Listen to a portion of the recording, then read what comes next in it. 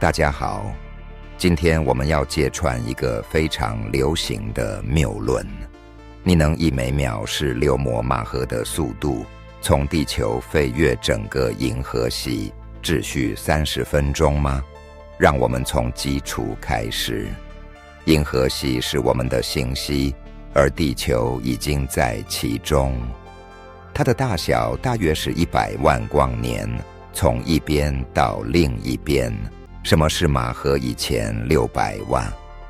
马赫1是海平面上的音速，约为每小时1235公里。马赫1600万意味着这个速度的1600万倍，大约是每小时123亿3000万英里。换句话说，大约是每秒29亿8千万英里。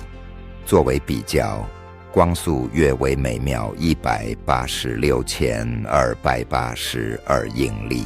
银河系大约有什么光年宽？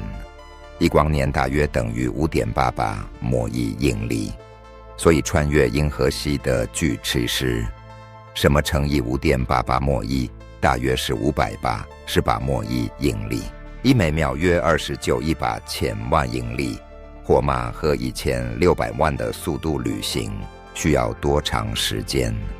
时间等于距离除以速度，588摩1英里除以每秒29亿8千万英里，约等于197,315秒，大约是54.8小时。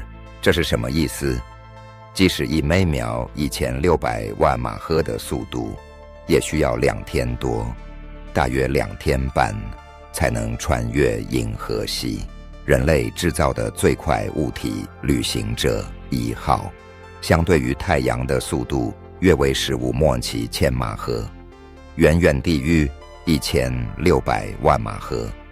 超光速旅行与爱因斯坦的相对论相矛盾，在接近光速的速度下会出现时间膨胀等效应。